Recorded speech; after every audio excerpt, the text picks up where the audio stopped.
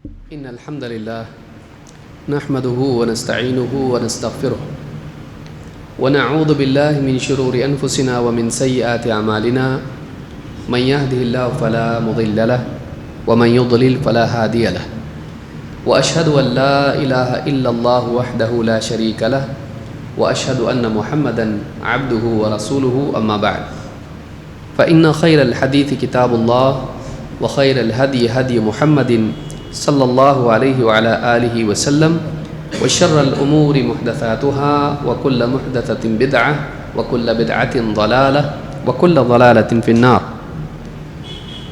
قال شيخ الإسلام محمد ابن عبد الوهاب رحمه الله تعالى: ودليل الرغبة والرهبة والخشوع قوله تعالى: إنهم كانوا يسارعون في الخيرات ويدعوننا رغبا ورهبا وكانوا لنا خاشعين. میرے محترم دینی بھائیوں، شیخ الاسلام محمد ابن عبد الوہاب رحمہ اللہ کی کتاب الاصول الثلاثہ یا ثلاثۃ الاصول کی شرح پچھلے دروس سے جاری ہے، اور اس میں ہم وہ عبادات دیکھ رہے ہیں جو قلبی عبادات ہیں. عبادت کے بارے میں عام تصور یہ ہے کہ صرف نماز پڑھنا، روزہ رکھنا، حج کرنا، تلاوت کرنا، ذکر کرنا وغیرہ ہی عبادات ہیں جو اقوال اور افعال والی ہوتی ہیں. لیکن صحیح بات یہ ہے کہ اصل عبادت قلب کی سطح پر ہوتی ہے، اور زبان اور عمل سے بھی. اگر بندہ دل میں بندہ نہیں ہے لیکن باہر بندگی کے آثار ہیں، اظہار ہے، تو واقعی وہ اللہ کا بندہ نہیں بنا. اس لیے اصل عبادت شروع ہوتی ہے دل سے. بندہ اندر سے اللہ کا بندہ ہوتا ہے، پھر اس کی زندگی میں وہ سارے شعائر جو اسلام کے احکام ہیں وہ آتے ہیں. اسی لیے ایمان بھی اللہ کی عبادت ہے، کیونکہ اللہ کی عبادت کیا ہے؟ وہ کام کرنا جس کا اللہ نے حکم دیا ہے، جس کو اللہ پسند کرتا ہے، جس کی اللہ تعالیٰ نے ترغیب دی ہے، جس کے اہتمام کرنے والوں کی اللہ تعالیٰ نے تعریف کی ہے، جس پر اللہ تعالیٰ نے اپنی رضا کا وعدہ کیا ہے، جس پر اللہ تعالیٰ نے دنیا اور آخرت میں انعام کا وعدہ کیا ہے، جس کے بارے میں اللہ تعالیٰ نے بتایا کہ اللہ ایسے لوگوں سے محبت کرتا ہے، یا اللہ نے بتایا کہ اللہ ایسے کام سے محبت کرتا ہے. تو ایسی جتنی بھی چیزیں ہیں یہ سب کی سب عبادت میں شامل ہیں. انہی میں وہ اوصاف ہیں، وہ صفات ہیں جن کے بارے میں قرآن و سنت میں اللہ تعالیٰ نے حکم دیا ہے یا ان کی تعریف کی ہے. اور 3 صفات ہیں جو پچھلے درس میں ہم نے جس پر گفتگو شروع کی تھی، وہ ہے رغبت، رہبت اور خشوع. رغبت کیا ہے؟ انسان کے قلب کا کسی مطلوب و محبوب چیز کی طرف لپکنا. یہ بھی عبادت ہے کہ ایک انسان اللہ رب العالمین کی رغبت، اللہ کے قرب کی رغبت، اس کی رضا کی رغبت، اس کے انعام کی رغبت، اس سے ملاقات کی رغبت ویسی ہونی چاہیے جیسے کسی اور کی نہیں. اور اللہ تعالیٰ سے جو چیز ملتی ہے کسی اور سے نہیں، اس کی رغبت کسی اور سے رکھنا یہ شرک ہے.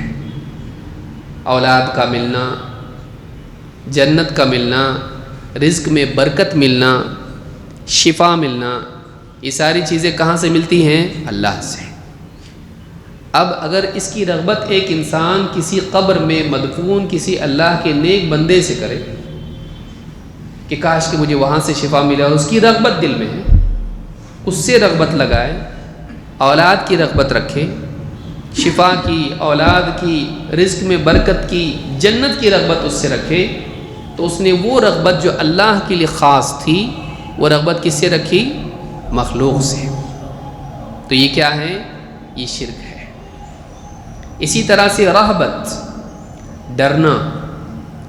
لیکن رہبت اس ڈر کو کہتے ہیں جس کے ساتھ انسان عمل پر کھڑا ہو جائے، کہ جیسے کوئی چیز خوف کی ہو وہ ڈریں اور اس سے بھاگیں. تو ایسے ڈر کو جس میں بچاؤ کی دوڑ ہو، بچاؤ کی کوشش ہو، اس کو کیا کہتے ہیں؟ رہبت. اسی پر سے لفظ بنا ہوا ہے راہب. عیسائیوں میں جو دنیا چھوڑ چھاڑ کی عبادت میں لگ جاتے تھے اللہ سے ڈر کے، تو یہ ڈر ان کے لیے ذریعہ بن جاتا تھا کہ یہ دنیا اللہ سے دور کر دے گی، عورت اللہ سے دور کر دے گی، تو سب سے بھاگ کے وہ پہاڑوں پر یا ان کی اپنی عبادت گاہوں میں معبد میں جا بیٹھتے تھے اور عبادت کرتے تھے جو ان کے نزدیک عبادت تھی. اسی لیے ان کو راہب کہا جاتا کہ ڈرنے والے. تو یہ ڈر جو ہونا چاہیے یہ بھی اللہ سے ہونا چاہیے، اور اللہ جیسا خوف کسی اور سے نہیں ہونا چاہیے. جہنم میں ڈالنے کا ڈر، جہنم میں کون ڈالتا ہے؟ اللہ. کوئی اور ڈال سکتا ہے؟ نہیں. لیکن کسی اور کے بارے میں ایسا ڈرے تو یہ کیا ہے؟ یہ شرک ہے کہ جو اللہ کے ساتھ خاص ہے کسی اور سے ڈر رہا ہے. یا اسی طرح سے رزق کی برکت اڑا دے گا کوئی، تو یہ کیا ہے؟ یہ اللہ کے ساتھ خاص ہے. اب یہ ڈر کسی اور سے رکھتا ہے تو یہ کیا ہے؟ شرک ہے، کیونکہ اس نے وہ خوف کس کے ساتھ جوڑ دیا؟ غیر اللہ کے ساتھ میں. ہاں ٹھیک ہے، کوئی پتھر پھینک کے مارے گا، وہ پتھر کا ڈر طبعاً وہ ایک فطری ڈر ہے، اس سے شرک نہیں ہوتا ہے، اس سے شرک نہیں ہوتا ہے. کیوں؟ اس لیے کہ ایک فطری چیز ہے، پتھر لگتا ہے تو زخم ہوتا ہے. اللہ تعالیٰ نے سبب اور نتیجے کا قانون دنیا میں بنایا ہے کہ بچے کے ہاتھ میں اگر چھری ہے آپ کو ڈر ہو رہا ہے کہ بچہ اگر چھری سے کھیلے گا ہاتھ کیا ہوگا؟ کٹ جائے گا. آپ کو چھری سے ہاتھ کے کٹنے کا ڈر ہونا شرک نہیں ہے، کیونکہ اللہ رب العالمین نے چھری کو ایسا ہی بنایا ہے، آگ کو ویسے ہی بنایا ہے. لیکن ایسا ڈر جو اللہ کے ساتھ جڑا ہوا ہے اگر وہ کسی مخلوق کے ساتھ رکھا جائے تو پھر کیا ہے؟ یہ شرک ہو جاتا ہے. آپ دیکھیے موسیٰ علیہ السلام بھی ڈرے جب زمین پر انہیں اللہ تعالیٰ نے حکم دیا کہ اپنا عصا زمین پر ڈالو. ڈالا، کیا بن گیا؟ وہ سانپ. اب جب سانپ بنا تو سانپ سے ڈر کے بھاگے. وَلَّا مُدْبِرًا وَلَمْ يُعَقِّبْ. اللہ نے کہا کہ پیٹ پھیر کے بھاگے اور پلٹ کے دیکھا تک نہیں. موسیٰ علیہ السلام جیسا انسان، لیکن ایسے حالات میں خود میرے ہاتھ میں کہاں سا سانپ بن گیا، گھبرا گئے. تو کیا اللہ نے کہا کہ تم مشرک ہو گئے سانپ سے ڈرنے کی وجہ سے؟ نہیں، کیونکہ سانپ ڈستا ہے اور سانپ سے ڈر انسان کی فطرت میں ہے. تو یہ ڈر شرک نہیں ہے، یہ ڈر شرک نہیں ہے. ہاں لیکن ایک انسان ایسا عقیدہ رکھے کہ سانپ نے مجھ کو دیکھ لیا ہے، اب مجھ کو پہچانتا ہے، میرا گھر ڈھونڈے گا اور یوں کرے گا اور میری تقدیر بدل لے گا. اس طرح کی باتیں جو ہیں اس کے ہاتھ میں اختیار ماننا زندگی اور موت کا ہے، اس طرح کی چیزوں سے ڈرنا یہ کیا ہے؟ یہ کفر ہے، یہ شرک ہے.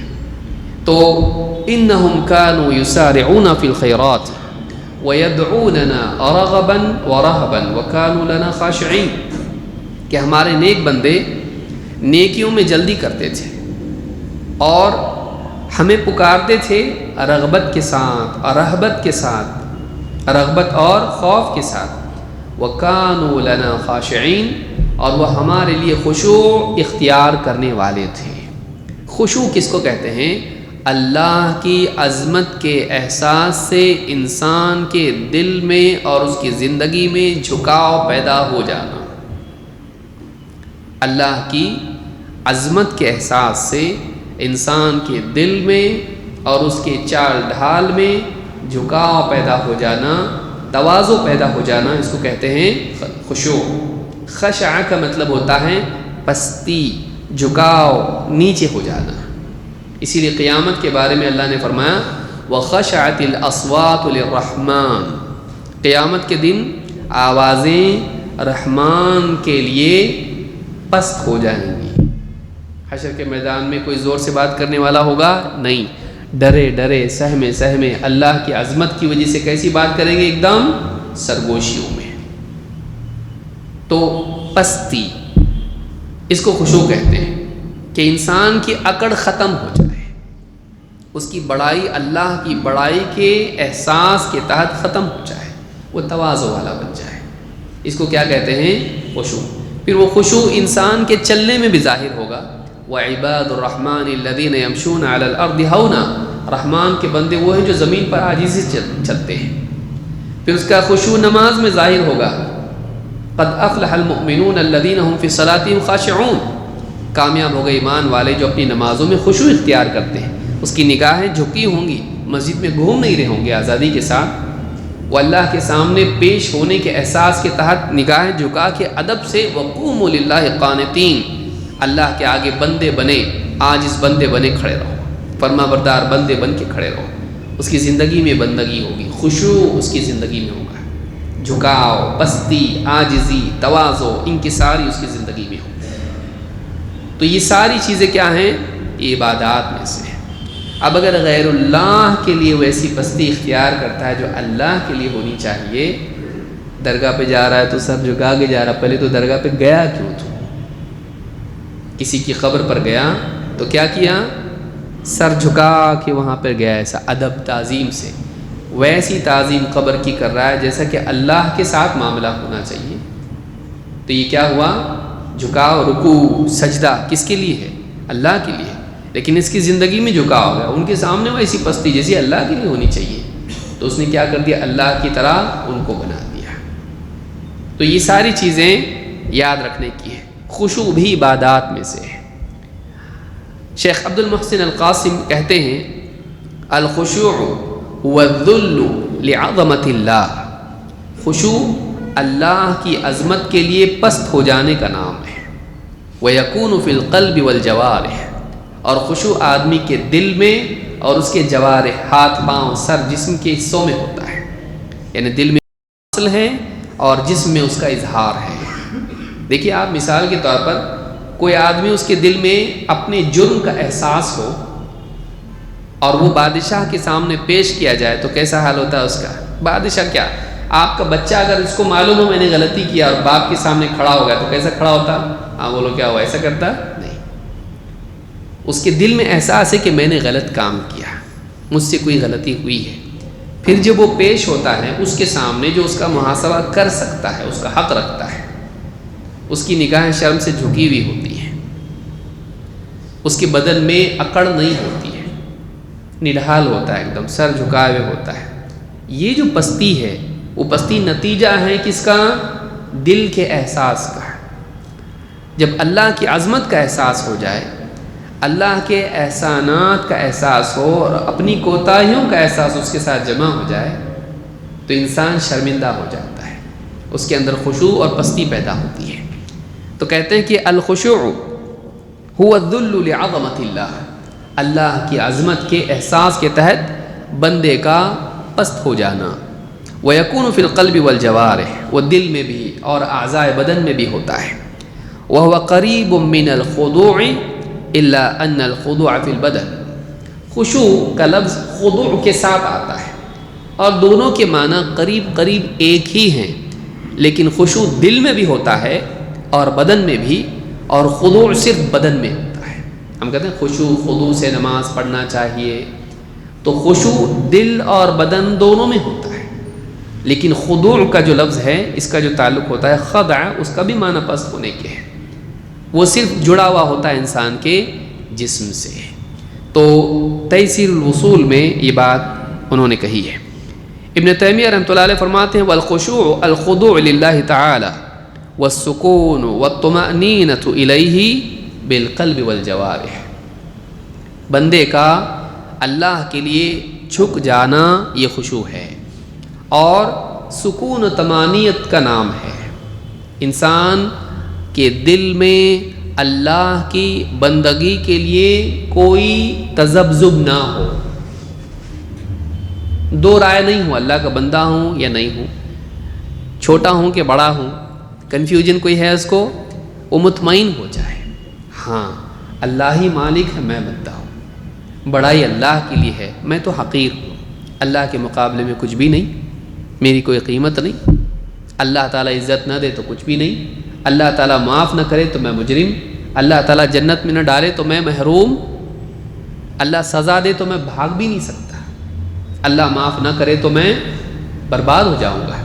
یہ جو احساس ہے یہ خشوع کی اصل ہے کہ والسکون والطمأنینہ، آدمی مطمئن ہو جائے اللہ کے مالک ہونے پر، رب ہونے پر، معبود ہونے پر۔ اسی لیے ہم کیا کہتے ہیں؟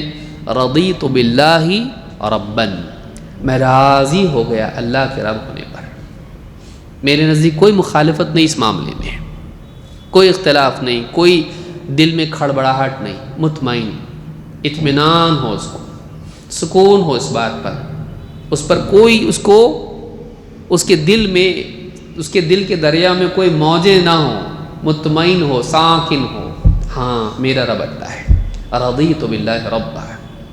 تو یہ جو سکون ہے، یہ اطمینان ہے، یہ خشوع ہے۔ اور کہتے ہیں کہ والسکون والطمأنینۃ الیہ بالقلب والجوارح، قلب اور جوارح کا سکون و اطمینان ہو جانا اللہ کی عظمت کے تحت، اس کو کیا کہتے ہیں؟ خشوع۔ ابن قیم رحمۃ اللہ علیہ فرماتے ہیں وَأَجْمَعَ الْعَارِفُونَ عَلَىٰ أَنَّ الْخُشُوعَ مَحَلُّهُ الْقَلْبُ وَثَمَرَتُهُ عَلَى الْجَوَارِحِ وَهِيَ تُظْهِرُهُ۔ مدارج السالکین میں کہتے ہیں کہ سارے عارفین کا، ایسے بندے نیک لوگ جنہیں اللہ کی پہچان ہے، ایسے اہل علم جو اللہ سے جڑے ہیں، ان سب کا اس بات پر اجماع اور اتفاق ہے کہ خشوع کا محل دل ہوتا ہے۔ خشوع کی جگہ کیا ہے؟ انسان کا دل۔ وَثَمَرَتُهُ عَلَى الْجَوَارِحِ، اور اس کے ثمرات، اس کے نتائج انسان کے اعضائے بدن میں ظاہر ہوتے ہیں۔ وَهِيَ تُظْهِرُهُ، اور یہ اعضاء اس کے دل کے خشوع کو ظاہر کرتے ہیں۔ اور یہ فطری بات ہے، اس کو سمجھنے میں کوئی دقت نہیں ہے کہ دل کے جو حالات ہوتے ہیں اگر ان میں سچائی ہو تو ان کا اظہار جسم میں بھی اپنے آپ ہوتا ہے۔ اس کے آگے بڑھتے ہیں، ایک اور صفت ہے جو قلبی عبادات میں سے ہے، وہ کیا ہے؟ خشیت۔ خشوع الگ ہے، خشوع تعظیم اور تواضع کا نام ہے۔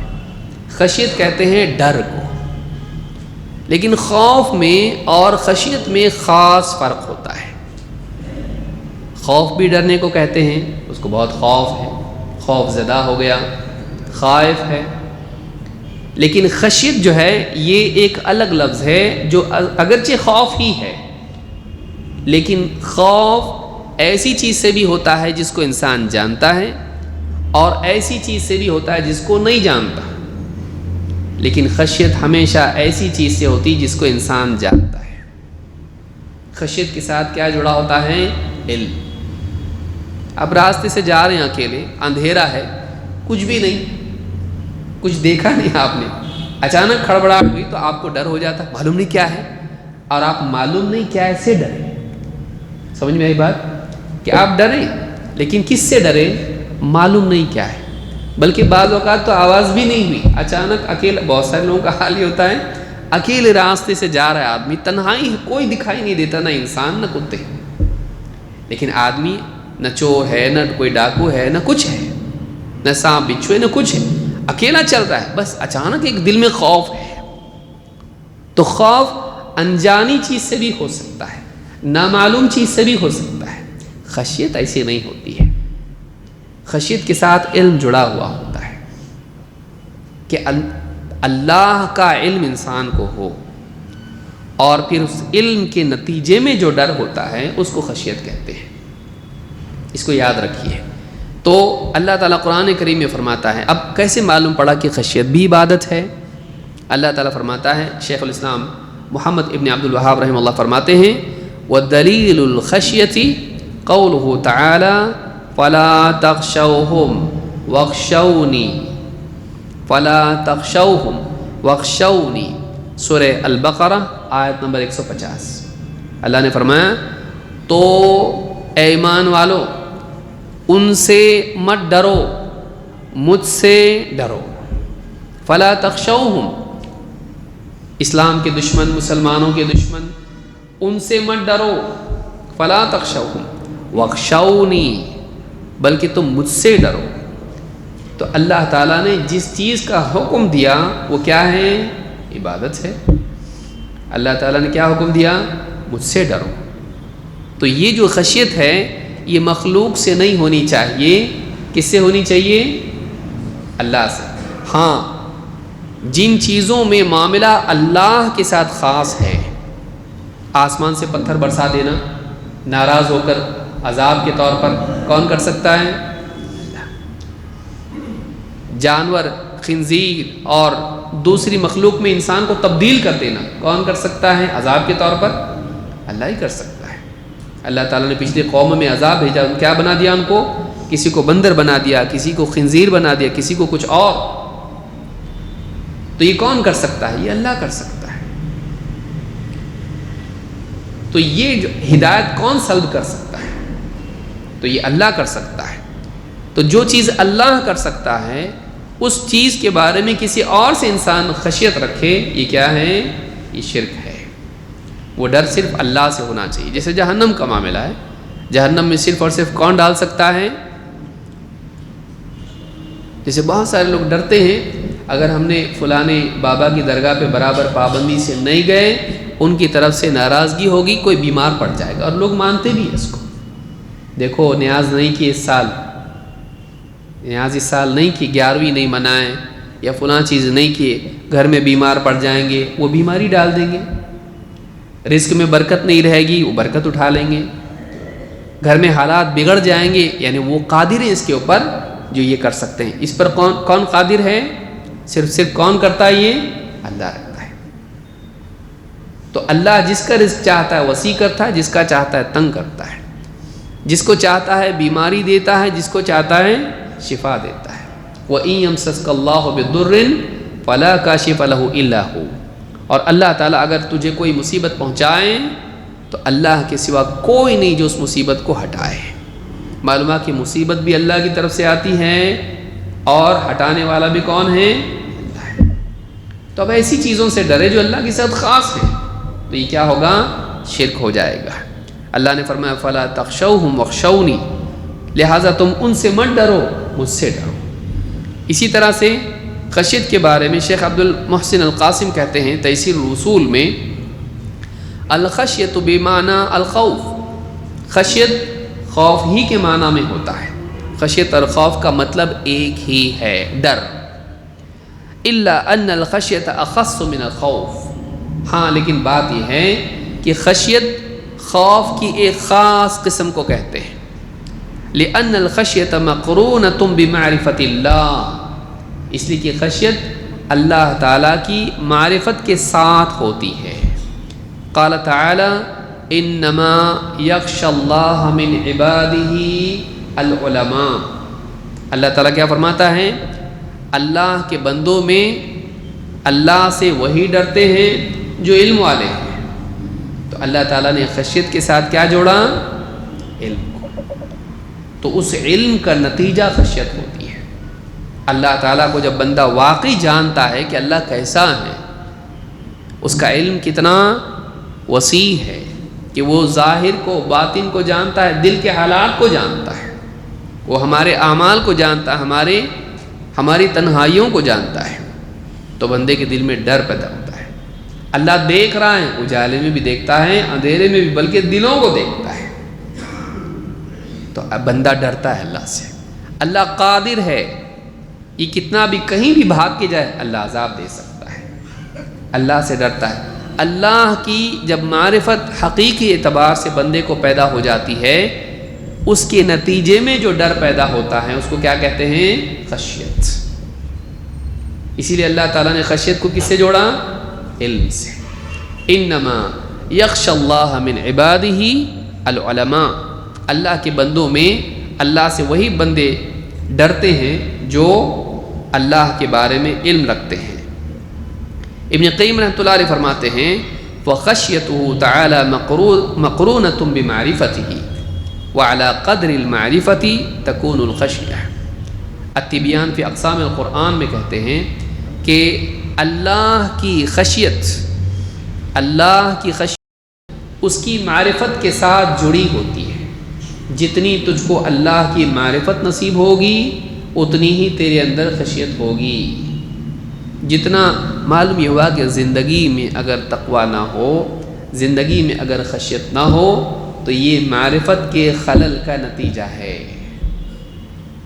اللہ تعالیٰ کا ڈر اگر نہیں ہے تو پہچانا نہیں۔ بچہ چھری سے کیوں کھیل رہا، آگ سے کیوں کھیل رہا، الیکٹریسٹی میں کیوں ہاتھ ڈال رہا، کیوں ڈال رہا؟ کیونکہ اس کو معلوم نہیں ہے یہ کیا ہے۔ اگر معلوم ہو جائے، پہلی مرتبہ بلی سے کھیلتا، لیکن جب بلی کاٹتی اس کو، پنجہ مارتی اس کو، تو پھر اس کے بعد قریب جاتا اس کے، پھر بلی قریب آیا تو ڈرتا ہے۔ کیوں؟ اب معلوم ہو گیا۔ یہ معلوم کے ساتھ جو ڈر ہے، یہ چیز جو ہے انسان کو روکتا ہے اور ڈر میں اس کے لیے رکاوٹ پیدا کرتا ہے۔ ایک انسان کا اللہ تعالیٰ کی نافرمانیوں میں جانا، یہ اس بات کی علامت ہے کہ یہ واقعی اس نے اللہ کو ویسے نہیں پہچانا جیسے پہچاننا چاہیے تھا، اور اس کے دل میں نتیجے میں ویسا ڈر پیدا نہیں ہوا جیسا پیدا ہونا چاہیے تھا۔ تو اس اعتبار سے معصیت ضعف ایمان کا نتیجہ ہوتی ہے، گناہ ایمان کی کمزوری کا نتیجہ ہوتا ہے۔ نہ صرف یہ کہ ایمان کی کمزوری کا نتیجہ ہوتا ہے، بلکہ وہ ایمان کو مزید کمزور کر دیتا ہے۔ یہ ڈبل پرابلم ہے، علامت بھی ہے، سبب بھی ہے۔ ہر گناہ سے ایمان کمزور ہوتا ہے۔ لہٰذا یہ بات ابن قیم کہتے ہیں کہ وَعَلَىٰ قَدْرِ الْمَعْرِفَةِ تَكُونُ الْخَشْيَةُ، جس درجے کی اللہ کی پہچان ہوگی، اس درجے کی خشیت اس کے دل میں پیدا ہوگی، اس درجے کا ڈر اس کے دل میں پیدا ہوگا۔ قرآن کریم میں سورۃ الاعلیٰ میں آیت نمبر 9-10 میں اللہ تعالیٰ فرماتا ہے وَذَكِّرْ إِن نَّفَعَتِ الذِّكْرَىٰ سَيَذَّكَّرُ مَن يَخْشَىٰ۔ اس سے ایک بات یہ معلوم ہوتی ہے اس آیت سے کہ انسان نصیحت ماننے کے اعتبار سے، نصیحت سے فائدہ اٹھانے کے اعتبار سے اتنا ہی فائدہ اٹھاتا ہے جتنا اس کے دل میں ڈر ہو اللہ کا۔ قرآن کی ایک بات دوسری بات کی مزید قوت اس کو دیتی ہے، تصدیق کرتی ہے۔ اللہ تعالیٰ فرماتا فذکر، اے نبی آپ نصیحت کیجئے، ان نفعت الذکریٰ، اگر نصیحت نفع دے، اور آگے کیا کہا سیذکر من یخشیٰ، یقیناً وہ نصیحت لے گا جو اللہ سے ڈرتا ہے، وہ نصیحت لے گا جس کے دل میں ڈر ہے۔ اس آیت میں دعوت کا ایک بہت بڑا اصول ہے ان دو آیتوں میں۔ ایک پہلی بات کیا ہے فذکر ان نفعت الذکریٰ، کہ دیکھو نصیحت سے نفع ہو تو نصیحت کرو، اس لیے کہ بعض اوقات ایسے ہوتے ہیں کہ انسان بالکل سننے کی پوزیشن میں نہیں ہوتا ہے، اور آپ اس وقت جب نصیحت کرتے ہو تو وہ آدمی نصیحت ماننے کی بجائے ضد میں آ جاتا ہے۔ موقع دیکھو، فذکر ان نفعت الذکریٰ، آپ نصیحت کیجئے اگر نصیحت نفع دے۔ پھر دوسری بات اس میں یہ کہی کہ اثر کیوں نہیں ہوتا نصیحت کا، کہا کہ نصیحت کا اثر اس لیے بھی نہیں ہوتا ہے کہ کبھی عیب اس میں بھی ہوتا ہے، کبھی اس میں ہوتا ہے، کبھی اس میں ہوتا ہے، کبھی یہ بے موقع نصیحت کرتا ہے غلط وقت پر، اور کبھی یہ غلط طریقے سے نصیحت کرتا ہے، اس لیے فائدہ نہیں ہوتا ہے، ریاکشن ہو جاتا ہے، ریاکشن ہو جاتا ہے۔ اور کبھی یہ ہوتا ہے کہ خود اس میں عیب ہوتا ہے جس کو نصیحت کی جا رہی ہے، کہ اس کے اندر خشیت نہیں ہوتی اللہ کی، اللہ کا خوف اس کے دل میں نہیں ہوتا ہے، تو اس کو آپ نصیحت کریں تو اس کو نصیحت کا فائدہ نہیں ہوتا ہے۔ بے خوف دل کی مثال چٹان کی طرح ہے، اس پہ پانی بہہ کے گزر جاتا ہے، اس پہ کچھ اگتا نہیں، اس پہ کچھ اگتا نہیں۔ لیکن اللہ کی عظمت اور معرفت کے نتیجے میں خوف زدہ اور خشیت والے دل کی مثال ایک سرسبز اور ایک ایسی زمین کی طرح ہے جس میں اگانے کی قدرت ہے اور وہ پیاسی ہے، سوکھی ہے، پیاسی ہے، لیکن اس میں صلاحیت ہے۔ اس پر جب بارش برستی ہے وہ پانی کو کیا کر لیتی ہے، جذب کر لیتی ہے، اور پھر اس کے اندر سے لہلہاتی فصل نکلتی ہے، نیک اعمال اس میں سے نکلتے ہیں، خیر والے اقوال و افعال اس میں سے نکلتے ہیں۔ تو کہا سَيَذَّكَّرُ مَن يَخْشَىٰ، یقیناً وہ نصیحت لے گا۔ کون؟ مَن يَخْشَىٰ، جس کے دل میں خشیت ہے۔ اسے ایک بات یہ معلوم ہوتی ہے کہ قرآن و سنت میں، بلکہ اہل علم کے کلام میں جو نصیحت کی باتیں ہیں، ان سے فائدہ اٹھانے کے لیے ایک شرط ہے، تیرے دل میں ڈر ہونا چاہیے، تیرے دل میں اللہ کا ڈر ہونا چاہیے۔ اور وہ ڈر کیسا ہونا چاہیے؟ اللہ کو تو پہچانتا ہو تبھی تو وہ ڈر آئے گا۔ تو اللہ کی پہچان کے بغیر، اللہ کی خشیت کے بغیر نصیحت نفع نہیں دیتی۔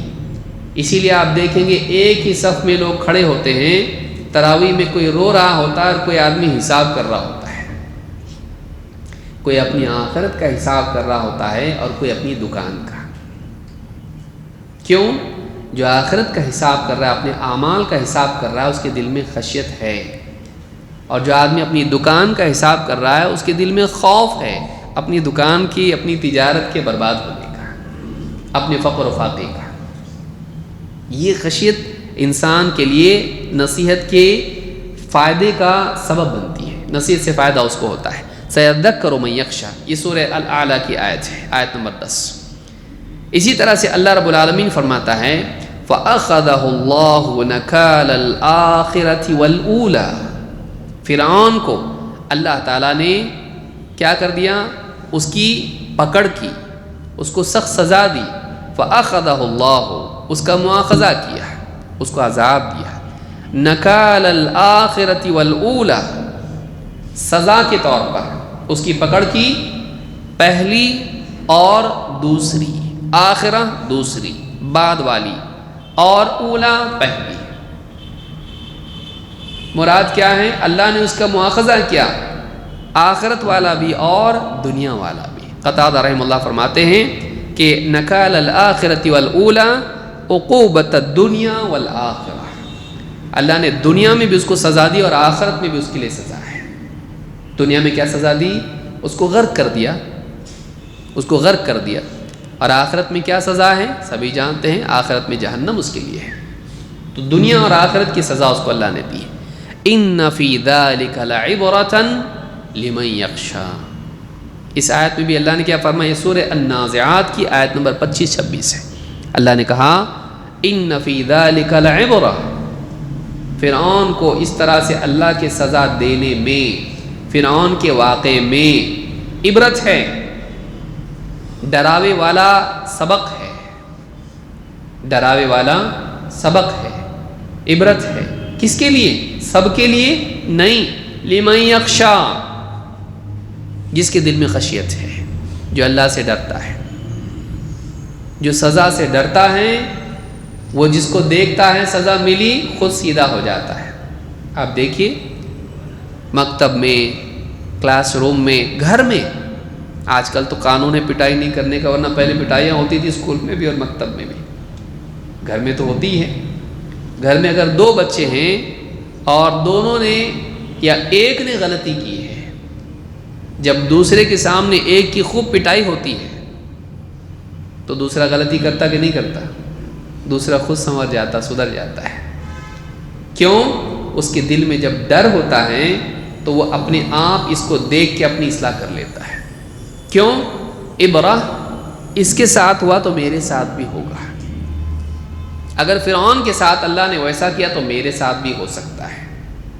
فاعتبروا یا اولی الابصار، عبرت لو اے عقل مندو، بصیرت رکھنے والو، عبرت لو۔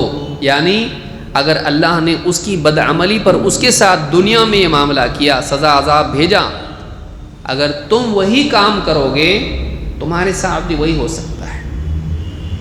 تو آدمی کے دل میں جب ڈر ہوتا ہے تو عبرت لینا آسان ہوتا ہے۔ اس سے بات معلوم ہوتی ہے کہ دلوں کی سختی انسان کے اطراف ہونے والے واقعات سے سبق لینے میں رکاوٹ بن جاتی ہے، لیکن دل نرم ہو تو دوسرے کی مصیبت دیکھ کے آدمی خود صحیح ہو جاتا ہے کہ کہیں میرے ساتھ ایسا نہ ہو۔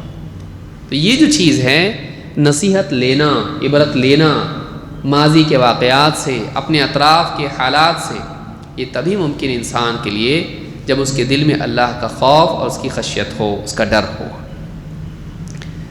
اللہ تعالیٰ نے قرآن کریم میں فرمایا موسیٰ علیہ السلام کو جب بھیجا، اس کو دعوت تھی فرعون کو کہ وہ بھی ڈرنے والوں میں سے ہو جائے۔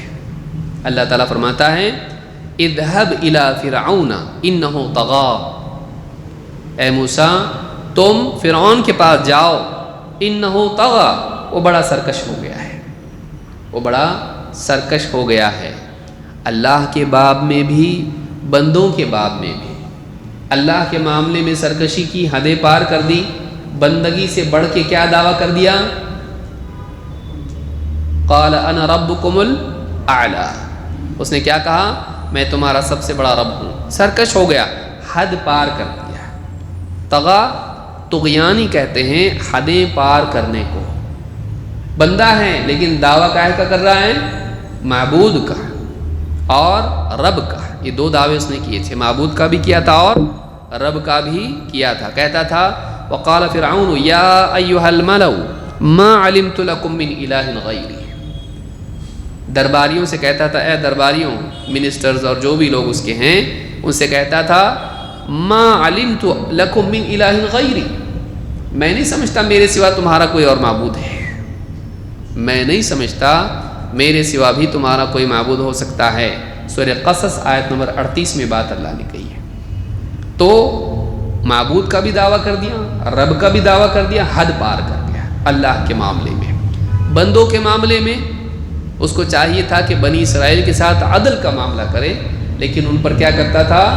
ظلم کرتا تھا، بچیوں کو زندہ چھوڑ دیتا تھا اور بچوں کو قتل کر دیتا تھا۔ سورہ بقرہ شروعات میں اللہ نے ذکر کیا اس کو، اور ان پر ایسے کام کے بوجھ ڈالتا تھا جس کی طاقت ان میں نہیں تھی، حد سے زیادہ ظلم کرتا تھا۔ تو بندوں کے معاملے میں بھی سرکش، اللہ کے معاملے میں بھی سرکش۔ تو موسیٰ علیہ السلام سے اللہ نے کہا اذهب الى فرعون انه طغى، اے موسیٰ فرعون کے پاس جاؤ، بڑا سرکش ہو گیا ہے۔ اس میں ایک عجیب بات یہ ہے کہ فرما بردار کو سرکش کے پاس بھیجا جا رہا ہے، افضل کو گھٹیا کے پاس بھیجا جا رہا ہے۔ یہ اللہ کی رحمت ہے کہ اللہ تعالیٰ نے موسیٰ علیہ السلام کو فرعون کے پاس بھیجا۔ اللہ تعالیٰ چاہتا ہے بندوں کو ہدایت ملے، اللہ چاہتا ہے کہ ان تک حق پہنچے، پھر جو مانے مانے، نہیں مانے نہیں مانے۔ اذهب الى فرعون، حالانکہ اللہ کو معلوم ہے کہ فرعون نہیں مانے گا، لیکن اللہ تعالیٰ اپنے علم کے باوجود بندوں پر اپنی حجت تمام کرتا ہے کہ بندہ بول نہیں سکتا میرے پاس تو کوئی آیا ہی نہیں۔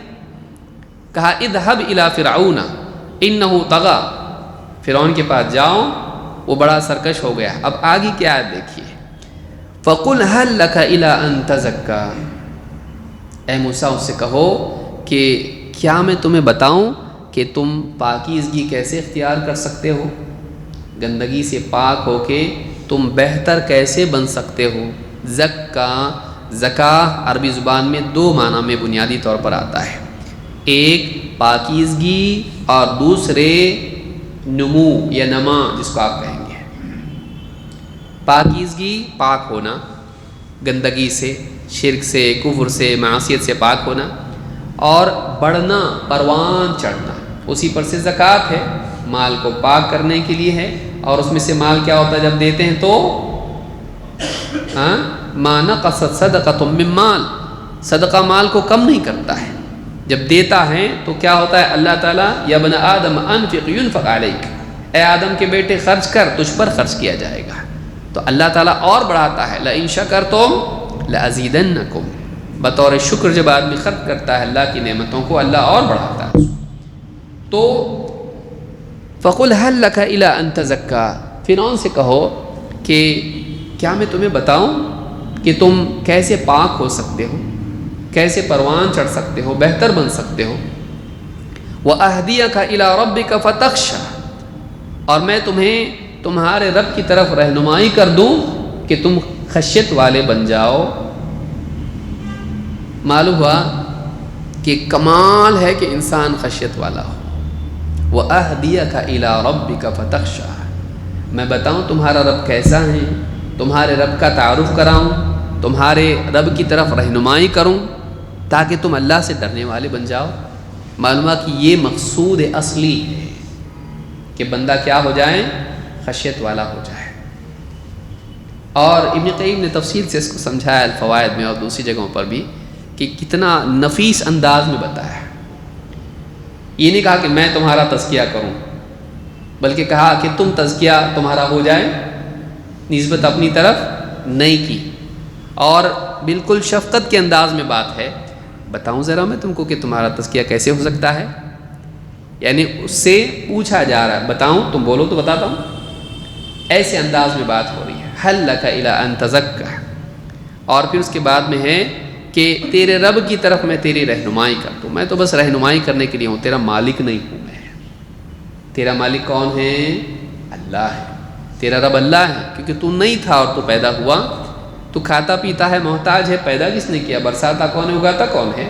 اس کو یاد دلایا کہ تیرا بھی کوئی رب ہے. وَأَهْدِيَكَ إِلَىٰ رَبِّكَ، میں تیری رہنمائی کر دوں، تجھ کو راہ بتا دوں. کہاں تک؟ تیرے رب کی طرف. فَتَخْشَىٰ، یہ معرفت جب آئے گی تو خشیت پیدا ہوگی. سمجھ میں آ رہی بات کہ اللہ کو پہچانے گا تو ڈرے گا. وَأَهْدِيَكَ إِلَىٰ رَبِّكَ فَتَخْشَىٰ، کہ تو خشیت والا بن جائے، اللہ سے ڈرنے والا بن جائے. معلوم ہے کہ یہ کمال ہے بندے کا کہ وہ شرک کی گندگی سے پاک ہو، اس کو رب کی معرفت ہو، اور پھر اللہ سے ڈرنے والا ہو. اسی لیے کمال ہے. یہ کمال کس کو نصیب ہوتا ہے؟ گہرا علم رکھنے والوں کو. انما یخشی اللہ من عبادہ العلماء، اللہ کے بندوں میں اللہ سے خشیت رکھنے والے علم والے ہوتے ہیں. علم کا نتیجہ ہے. اسی لیے علماء نے کہا کہ جس علم کے نتیجے میں خشیت پیدا نہ ہو، ابھی وہ علم نہیں ہے، وہ صرف معلومات ہے. اصل علم، حقیقی علم کون سا ہے؟ جس کے نتیجے میں دل میں خشیت پیدا ہو. ورنہ آدمی بولے سب معلوم، سب معلوم، سب معلوم، معلوم، لیکن ابھی تیرے دل پہ اس کا اثر نہیں پڑا، اور پھر زندگی پر اس کا اثر ظاہر نہیں ہوا زندگی میں، ابھی تک تجھ کو نہیں معلوم. سمجھ میں آئی بات؟ اگر جو کچھ تجھ کو معلوم ہے اس کا اثر تیرے دل پر نہیں پڑا ہے، اور پھر دل پر اثر پڑنے کے بعد اس کے اثرات زندگی میں ظاہر نہیں ہوئے، ابھی بھی تجھ کو معلوم نہیں. تیری مثال اس گدھے کی طرح ہے جس کی پیٹھ پر کتابیں لا دی جائیں. قرآن میں سورہ جمعہ میں اللہ نے اس کو ذکر کیا ہے کہ اس گدھے کی طرح ہیں جس کی پیٹھ پر کتابیں ہوں. کیا فائدہ اس کو؟ میری پیٹھ پر کتابیں ہیں. حامل ہے وہ، حمال ہے وہ. حمال کیوں کہتے ہیں اس کو؟ اٹھانے کو حمال کہتے ہیں جو اٹھاتا ہے. حمل اسی لیے کہتے ہیں عورت پیٹ میں اٹھا کے چلتی ہے. حملہ کا مطلب کیا ہوتا ہے؟ اٹھانا. اسی پر سے لفظ ہے حامل. وہ علم کو اٹھائے ہوئے ہیں گدھا. علم کو پیٹھ پر کیا ہے؟ وہ حامل ہے اس کا، لیکن واقعی وہ علم پر عامل نہیں. اس لیے اس کا وہ علم کو اٹھانا اس کے لیے کوئی فائدہ نہیں دیتا ہے. اسی طرح سے کوئی انسان دین کی بہت ساری باتیں جانتا ہے، یہ معلوم، وہ معلوم، وہ معلوم، لیکن اس کی زندگی میں اس کے دل پر اس علم کا اثر نہیں ہے. اس علم نے اس کے اندر خشیت پیدا نہیں کی، اللہ کا خوف پیدا نہیں کیا، اور اس خشیت کے اثرات اس کی زندگی میں نہیں نمایاں ہیں. اس کے پاس معلومات ابھی بھی نہیں ہے. اسی لیے اللہ نے بہت سارے لوگوں کے بارے میں کہا، آخرت کے بارے میں بتایا. دیکھیے جنت کے بارے میں بتایا، جہنم کے بارے میں بتایا. اللہ نے کیا کہا؟ لَوْ كَانُوا يَعْلَمُونَ، کاش کہ وہ جانتے. بتا تو دیا سب کچھ. جہنم کے بارے میں سب بتایا جا رہا، اور کیا کہا جا رہا ہے؟ کاش کہ وہ جانتے. تو کہہ سکتا ہے نا ابھی تو بتایا، معلوم تو پڑا. لَوْ كَانُوا يَعْلَمُونَ، کاش کہ ویسا جانتے جس میں اثر ہوتا ہے. کاش کہ ان کے دل پر ان کے اس معلومات کا اثر ہوتا، ان کی زندگی میں وہ اثر نمایاں ہوتا. تو جب تک کہ دل پر علم کا اثر نہ ہو، وہ علم نافع نہیں بن سکتا ہے، وہ علم نفع والا نہیں بن سکتا ہے. اسی لیے اللہ کے نبی صلی اللہ علیہ وسلم ایسے علم سے اللہ کی پناہ مانگتے تھے جو نفع بخش نہ ہو. اللہم انی اعوذ بک من علم لا ينفع، اے اللہ میں ایسے علم سے تیری پناہ مانگتا ہوں جو نفع نہ دے. ایک تو وہ ہے صورت اس کی کہ وہ علم ہی فی نفسہ ہی برا ہو. جادو کا علم، شراب بنانے کا علم، یا اس طرح کی جتنی برائیاں ہیں، سود کا علم، تو وہ معلومات ہیں جو مضر ہیں انسان کے لیے، گمراہ ہو سکتا ہے وہ۔ دوسرا علم، جو علم تو ہے لیکن معلومات بن گیا اور زندگی میں فائدہ نہیں ہوا اس کی وجہ سے، اللہ اس چیز سے بچا کہ میں معلومات جمع کرتا رہوں اور میرے اندر کوئی تبدیلی نہیں آئے، میرا دل نرم نہ ہو، میرا دل تیری محبت سے لبریز نہ ہو، میرے دل میں تیرا خوف نہ ہو، آخرت کی فکر نہ ہو، تیری بات پر یقین نہ ہو، میری زندگی کے اندر آخرت کو ترجیح والا معاملہ نہ ہو، دنیا کی حرص ہو، حسد ہو، بغض دعوت ہو اور ساری خرافات میرے دل میں ہو، وہ علم میرے دل سے ان چیزوں کو ہٹائے نہیں، ایسا علم جو مجھے فائدہ نہ دے، اے اللہ مجھ کو بچا اس سے۔ تو خشیت جو ہے یہ انسان کے لیے بہت بڑی نعمت ہے، انسان کو چاہیے کہ وہ اللہ سے ڈرنے والا ہو، اللہ سے وہ ڈرنے والا ہو۔ اس کے بعد اور ایک صفت ہے، کہتے ہیں شیخ الاسلام محمد ابن عبد الوہاب رحمہ اللہ فرماتے ہیں وَدَلِيلُ الْإِنَابَةِ قَوْلُهُ تَعَالَى وَأَنِيبُوا إِلَىٰ رَبِّكُمْ وَأَسْلِمُوا لَهُ۔ ہم نے کون سی صفات دیکھی؟ نمبر 1 رغبت، پھر رہبت، یاد رکھنا ہے اس کو، رغبت اور خشوع، اس کے بعد خشیت، یہ ساری قلبی عبادات ہیں۔ پھر اس کے بعد اور ایک کیا ہے؟ انابت، اسی پر سے ہم کسی کا نام رکھتے ہیں، اس کا نام منیب ہے۔ منیب آیا کہاں سے؟ بچیوں کا نام رکھتے ہیں منیبہ، منیبہ، تو یہ منیب کیا ہے؟ یہ انابت سے بنا ہوا لفظ ہے۔ آئیے دیکھتے ہیں کہ انابت کس کو کہتے ہیں۔ یہ بھی عبادات میں سے ایک عبادت ہے، کیا؟ انابت۔ اس کے لیے عربی کا لفظ ہوتا ہے انابا۔ قرآن میں اللہ فرماتا ہے وَيَهْدِي إِلَيْهِ مَنْ أَنَابَ، اللہ اس کو ہدایت دیتا ہے جو اللہ کی طرف لوٹتا ہے، پلٹتا ہے، رجوع کرتا ہے، متوجہ ہوتا ہے۔ تو انابت بھی عبادات میں سے ہے۔ فرماتے ہیں وَدَلِيلُ الْإِنَابَةِ قَوْلُهُ تَعَالَى وَأَنِيبُوا إِلَىٰ رَبِّكُمْ وَأَسْلِمُوا لَهُ۔ انابت کی عبادت ہونے کی دلیل کیا ہے؟ دلیل فرماتے ہیں اللہ تعالیٰ کا فرمان ہے وَأَنِيبُوا إِلَىٰ رَبِّكُمْ، اپنے رب کی طرف لوٹ آؤ، وَأَسْلِمُوا لَهُ، اور اس کے فرما بردار بن جاؤ، دل سے اللہ کی طرف پلٹو اور ظاہر و باطن سے اللہ کے فرما بردار بن جاؤ۔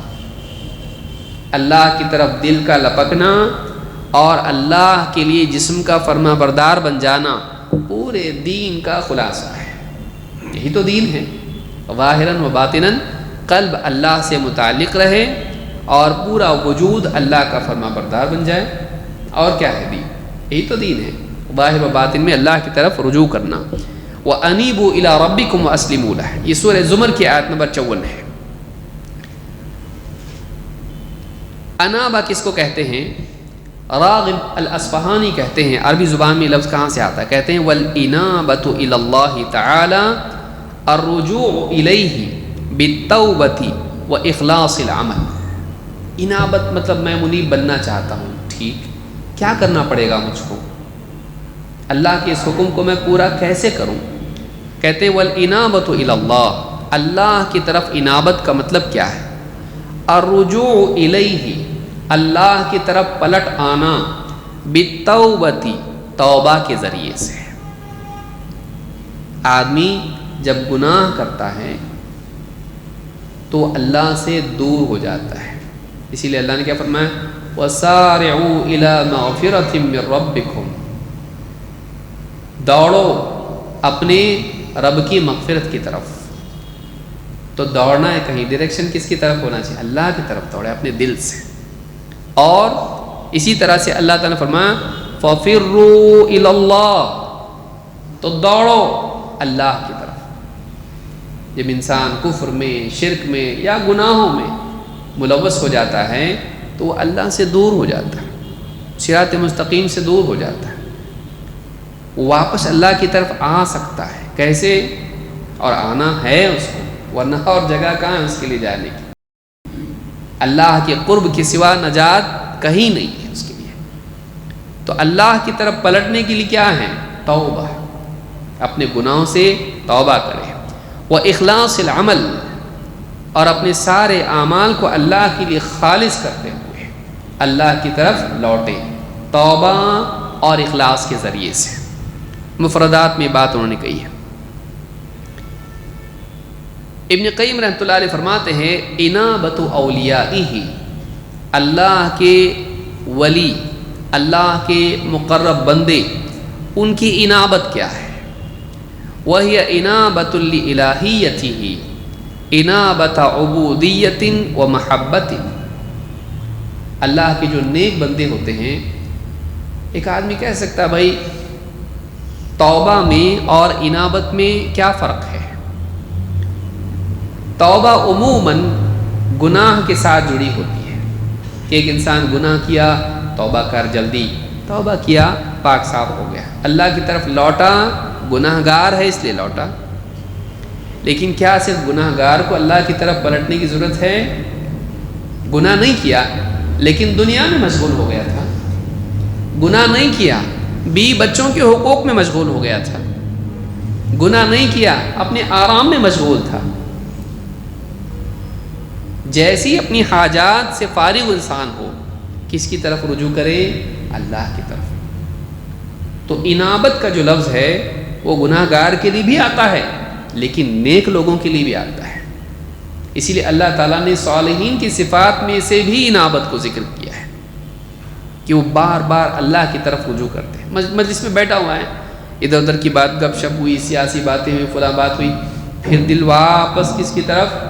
میں اللہ کا بندہ ہوں، اللہ کا حکم پورا کرنا ہے، نماز کا وقت ہو گیا، ہاں تلاوت میری باقی ہے، ذکر اللہ کا کرنا چاہیے، اللہ کہیں غلطی تو نہیں ہو گئی، کل مجھ کو اللہ کے حکموں کو پورا کرنا ہے، کیا کیا باقی میرے اوپر. ایک انسان ذرا سا تھوڑی دیر کے لیے غافل ہوا، فوراً اللہ کی طرف واپس سے متوجہ ہوا. یہ کیا ہے؟ یہ انابت ہے. یہ نہیں کہ کئی دنوں تک اللہ کو بھولے ہوئے ہیں، کھارا پیرا، موج مستی میں، تجارت میں، گناہوں میں بھی ہے اور اللہ اس کو یاد نہیں آتا. اس سے زیادہ برباد دل اور کیا ہو سکتا ہے؟ سچا مومن وہ ہے کہ مجبوراً وہ حاجات میں مشغول ہوتا ہے اور اس کی رغبت اللہ تعالیٰ کے قرب میں ہوتی ہے. فَإِذَا فَرَغْتَ فَانصَبْ وَإِلَىٰ رَبِّكَ فَارْغَب. تو انابت یہ ہے کہ انسان اللہ کی طرف واپس لوٹے، واپس لوٹے، واپس لوٹے، جائیں لوٹے، جائیں لوٹے. دل اس کا غافل ہو، لوٹے، دل اس کا ضرورتوں میں مشغول ہو، پھر لوٹے. بار بار اللہ کی طرف پلٹنا، یہ پلٹنا انابت ہے. چاہے گناہوں سے ہو یا نہ ہو، گناہ نہ بھی ہو تو پلٹنا. کہتے انابت اولیائہ وہی انابت لِإِلَٰهِيَتِهِ انابت عبودیت و محبت. اللہ کے نیک بندوں کی انابت کیا ہے؟ گناہ سے پلٹنا نہیں، اللہ کی عبادت کی طرف پلٹنا، اللہ کی محبت کے ساتھ، اس کی عبودیت کے اہتمام کے ساتھ، اس کی بندگی، اس کی عبادت کے اہتمام کے ساتھ محبت سے پلٹنا اللہ کی طرف. کوئی گناہ نہیں کیا ہے پھر بھی اللہ کی محبت دل میں ایسی ہے کہ اللہ کی طرف رجوع کر کے خوشی ہوتی ہے، سکون اسی میں ملتا ہے. کوئی گناہ نہیں کیا، اللہ معاف کر دے ورنہ جہنم میں چلا جاؤں گا، نہیں، نیکی کیا یا آرام کیا یا کام کیا لیکن سکون ادھر نہیں ہے، اس کا سکون ادھر نہیں. سکون کدھر ہے؟ اللہ کی طرف لوٹنے میں.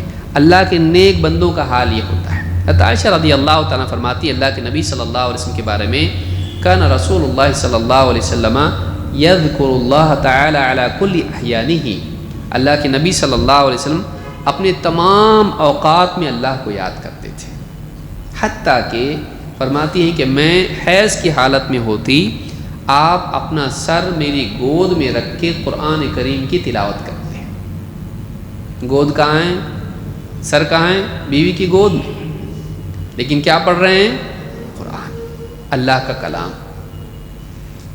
حتیٰ کہ آخری وقت میں بھی حضرت عائشہ رضی اللہ تعالیٰ کی کہ گلے اور سینے کے درمیان آپ کا سر تھا، اور اس وقت میں بھی آپ صلی اللہ علیہ وسلم کہہ رہے تھے الرفیق الاعلیٰ، الرفیق الاعلیٰ، یعنی اللہ رب العالمین کے قرب کے مقام کی چاہت اس وقت میں بھی تھی۔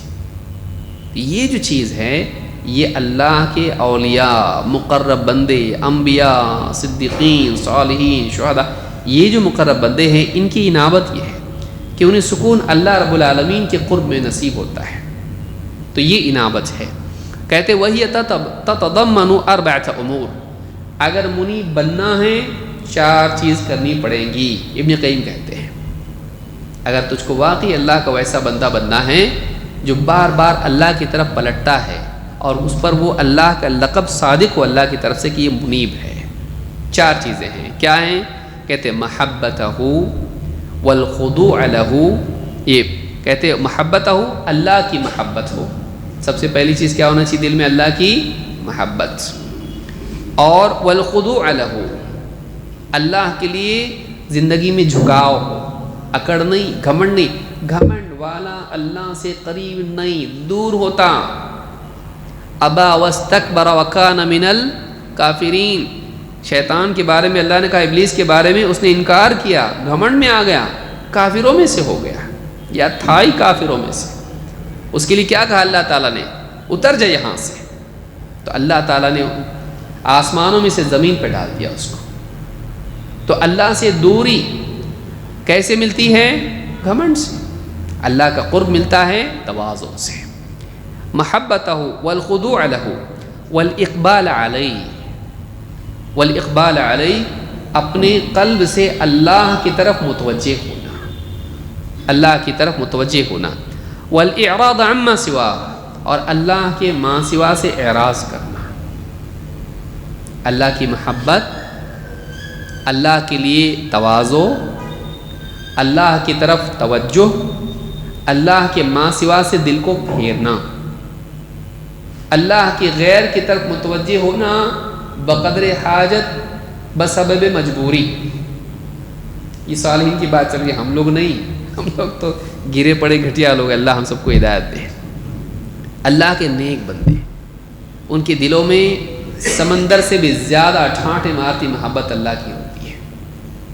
پھر 2 تواضع، اللہ کے آگے ایک دم چھوٹے ہیں، بالکل بھی بڑا ہی نہیں، اللہ بڑا میں چھوٹا۔ 3 اللہ کی طرف توجہ، اللہ کی طرف دھیان پورا، ہر وقت مجلس میں بیٹھا ہے، لوگوں سے بات کر رہا ہے، لیکن دھیان اللہ کی طرف ہے۔ وہ لوگ سن رہے سے پہلے اللہ سن رہا اس کے دل میں ہے۔ لوگ سن رہے سے پہلے کیا ہے؟ اللہ سن رہا ہے۔ لوگ دیکھ رہے سے پہلے اس کے دل میں کیا ہے؟ اللہ دیکھ رہا ہے، اللہ دیکھ رہا ہے۔ ایک چرواہا تھا، عبداللہ بن عمر رضی اللہ تعالیٰ عنہ، اپنے ساتھیوں کے ساتھ ایک مرتبہ نکلے باہر، دیہات میں یا جنگل میں، جہاں بھی دور گئے، صحرا میں، کھانے کا وقت ہوا، کھانے کے لیے دسترخوان وغیرہ بچھایا گیا، کھانے کو بیٹھ گئے۔ ایک چرواہا بکریاں لے کے جا رہا تھا وہاں سے۔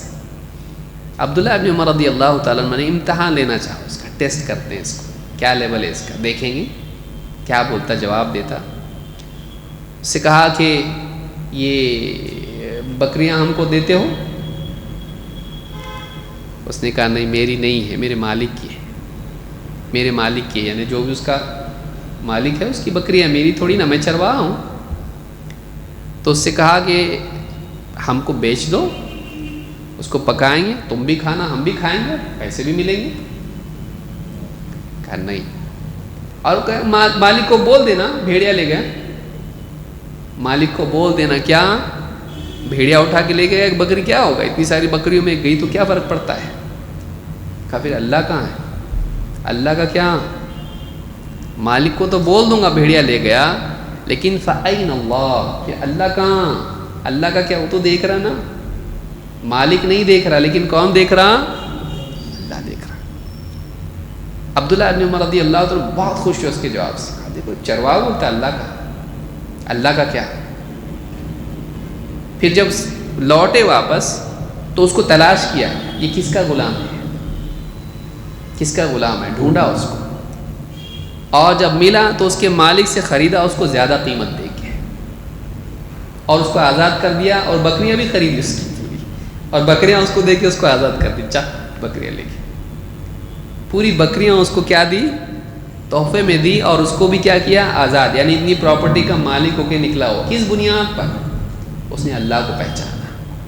اسے معلوم ہوتا ہے کہ ایمان کا، دین کا دنیا میں بھی فائدہ ہوتا ہے۔ اگر ان کی خوشی کے لیے کاٹ کے دے دیتا تو اللہ کا بھی دشمن، صحابی بھی ناراض، فیل ہو گیا تھا، عزت بھی گئی۔ لیکن اس نے کیا کہا؟ فَإِنَّ اللَّهَ، ٹھیک ہے مالک کو تو بول دوں گا، اللہ کا کیا، اس سے کیسے چھپاؤں میں؟ اس کو کیا جواب دوں میں؟ مالک کو تو جواب جھوٹا دے دوں گا، رب سے تو چھپا ہوا دینا۔